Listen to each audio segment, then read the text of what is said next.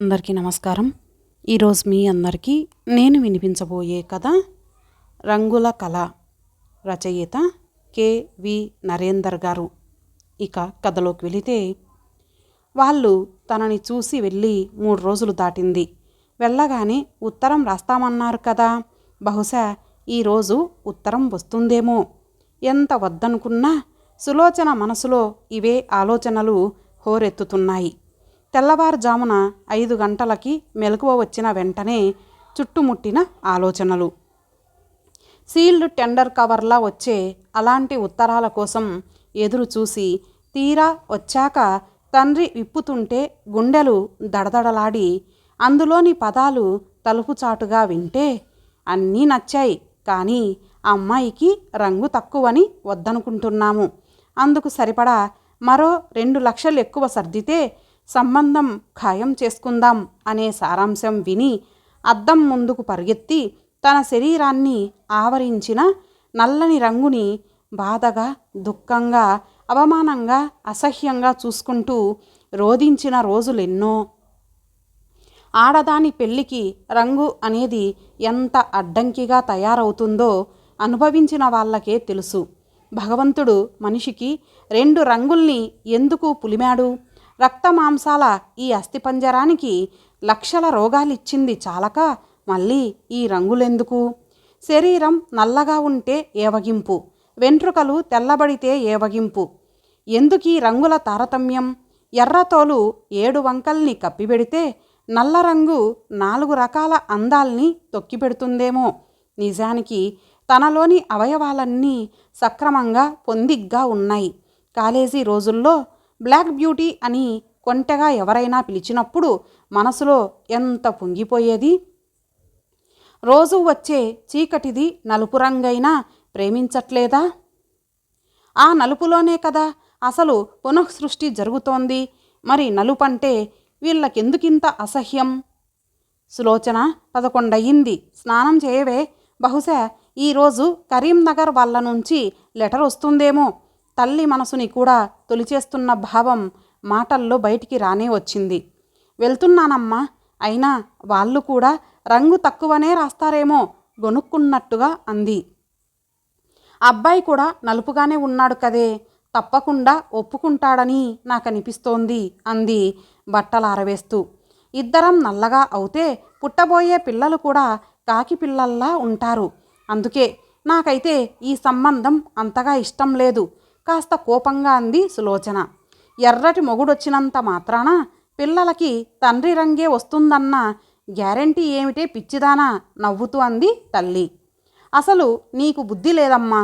నువ్వేమో ఎర్రగా బుర్రగా బాగానే ఉన్నావు, నాన్నేమో నల్లగా ఉన్నాడు. నాన్న రంగే నాకొచ్చింది, అదే తమ్ముడికి మాత్రం నీ రంగొచ్చింది. నీ పిల్లప్పుడే ఎర్రగా ఉన్నాయన్ని చేసుకోవాల్సింది అంది ఉక్రోషంగా. మా కాలంలో పెళ్ళికొడుకు ఎలా ఉన్నాడు, ఏ రంగులో ఉన్నాడు అని చూశారు. నేను ఎర్రగా ఉన్నాననే మా నాన్న ఆ కాలంలో 5,000 కట్నానికి చేసుకున్నాడు. తమ్ముడి కలరు నీకొచ్చినా ఇప్పటికీ 2 బిడ్డల తల్లయ్యేదానివి. మన కర్మ ఏం చెప్దాం గాని, స్నానం చేసిరా, అన్నం తిందాం అంది అనునయంగా. సులోచన గుండె బరువైంది. బాత్రూంలో తన శరీరాన్ని చూసుకోవాలన్న ఆసక్తే పోయింది. వయసు పెరిగే కొద్దీ నలుపు ఎక్కువవుతోందే తప్ప తగ్గలేదు. ఈ నలుపు గురించి ఎన్ని రోజులు ఆలోచించింది, ఎన్ని క్రీములు వాడింది. చివరికి ఉండబట్టలేక స్కిన్ స్పెషలిస్టుని కలిసి అసలు రంగు ఇలా రావడానికి కారణమేంటని కూడా అడిగింది. డాక్టర్ చెప్పాడు, మనిషి చర్మంలో మిలినోసైట్స్ అనేవి ఎక్కువగా ఉంటే ఎరుపు రంగు వస్తుంది, తక్కువగా ఉంటే నలుపు రంగు వస్తుంది అని. అప్పట్నుంచి భగవంతుడా, నాకు మిలినోసైట్స్ ఎందుకు తక్కువగా ఇచ్చావు అని మొరపెట్టుకునేది. ఎరుపుగా తెల్లగా ఉన్న వాళ్ళని చూడగానే మనసు మూగబోయేది. ఒక్కోసారి జలసీ పుట్టేది. తను మర్చిపోయినా తన రంగుని ఎందరు గుర్తు చేసేవాళ్ళు. బట్టల షాపులోకెళ్ళి చీరలు చూస్తుంటే, మీది నలుపు రంగు కదమ్మా, ఈ శారీ బాగుంటుంది అనే షాపువాడు. లేడీస్ ఎంపోరియంలోకెళితే, మీలా రంగు తక్కువగా ఉన్న వాళ్ళకి లాక్మే పౌడర్తో ఈ రకం బెటర్గా ఉంటుందండి అనే సేల్స్ గర్లు. కాలేజీ లంచ్ అవర్లో మొహం కడుక్కుంటే ఎలకతోలు బట్టి ఏడాది ఉతికినా అని నవ్వుతూ పాడే ప్రణీతి. నీ కాలికి వెండి పట్టా గొలుసులు కొట్టొచ్చినట్టు కనబడుతున్నాయమ్మా అనే పక్కింటి రాధికమ్మ. జోరు మీదున్నావు తుమ్మెదా, ఆ జోరెవరి కోసమే తుమ్మెదా అని వెటకారంగా పాడే సుందరంగాడు. ఇలా ఎందరెందరూ. ఒక్కోసారి శరీరాన్ని బ్లేడులతో కోసేసుకోవాలి అన్నంత దుఃఖం కలిగే మాటలు ఒక్క రంగు వల్ల భరించింది. ఇప్పుడు పెళ్ళికొచ్చేసరికి ఇది తీవ్రమైన సమస్య అయ్యింది. ఈ నలుపు రంగుకి బదులు ఆ దేవుడి నీలం రంగు వచ్చినా బాగుండేదేమో. ఈ ఆలోచనల మధ్య స్నానం పూర్తి చేసి వచ్చింది.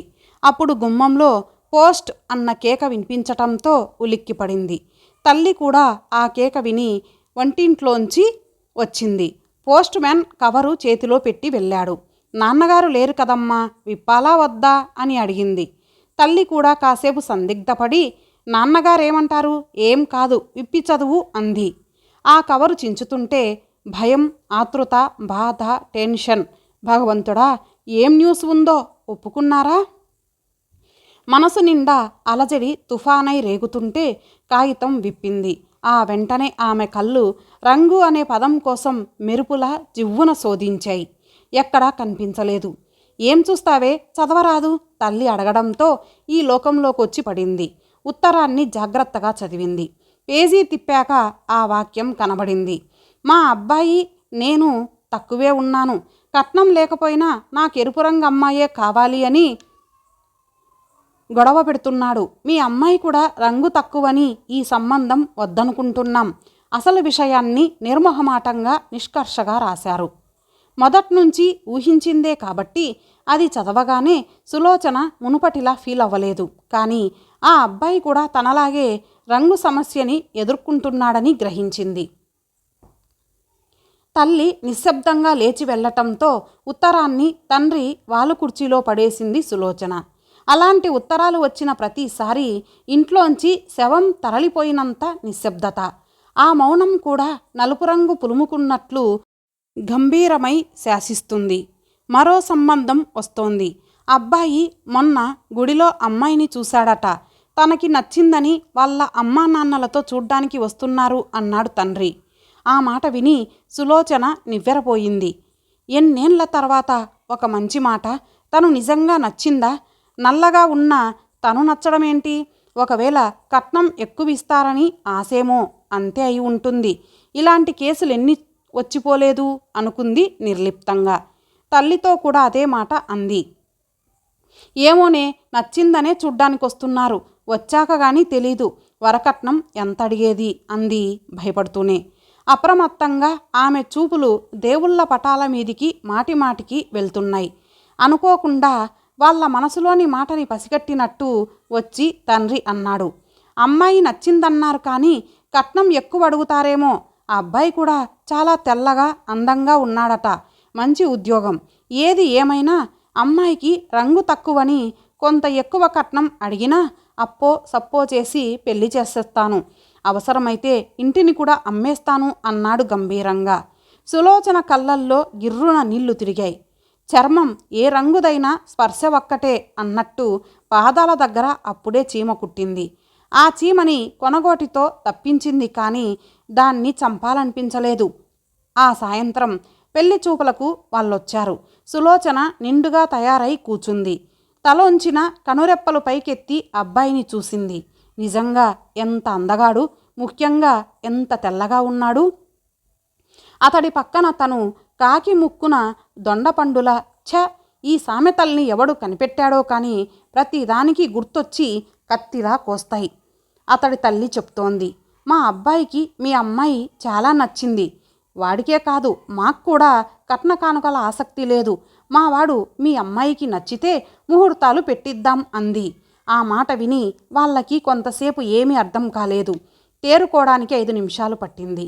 ఆ తర్వాత ఆనందం, ఆశ్చర్యం కలగలిపి పంచాంగం పుటలు తెరిపించారు. 15 రోజుల్లో పెళ్లి ముహూర్తం పెట్టారు. సులోచన సీతాకొక చిలుకే అయ్యింది. కక్కొచ్చినా కళ్యాణం వచ్చినా మాట మాటికి గుర్తొస్తుంటే వెధవ సామెత ఇలా వెంటాడుతోంది అనుకుంది ఆనందంగానే. మర్నాడు చుట్టుపక్కల ఛానల్స్ అన్నీ తెరుచుకున్నాయి. వాళ్ళ లైవ్ కాస్ట్కి ఇంటిల్లిపాది బెదిరిపోయారు. బొగ్గులా ఉన్న అమ్మాయిని కానీ కట్నం లేకుండా ఎందుకు చేసుకుంటారు? ఏదైనా మాయదారి రోగం ఉందేమో, లేదా ఇదివరకే పెళ్ళై ఏమైనా అయ్యిందేమో. అందం, ఆస్తి, ఉద్యోగం ఉన్న కుర్రాడు రంగు లేదని 20 సంబంధాలు తప్పిన అమ్మాయిని ఊరికే చేసుకోవడమేంటి? ఇందులో ఏదో తిరకాసుంది. అదంతా పెళ్ళి అయ్యాక బయటపడితే అమ్మాయి బతుకు ఘోరం. అన్నీ విన్నాక సులోచనకి కూడా నిజమే అనిపించింది. అతడు తనను ఒప్పుకోవటం వెనుక మరేదైనా ఆంతర్యం ఉందా? మనసు నిండా భయం పెరిగిపోయింది. అతడి పట్ల ఏదో భావన, అనుమానం. అప్పటికే పెళ్లి ముహూర్తం దగ్గర పడింది. పెళ్లిలో అతడు 3 ముళ్ళు వేస్తుంటే గజగజ వణికిపోయింది.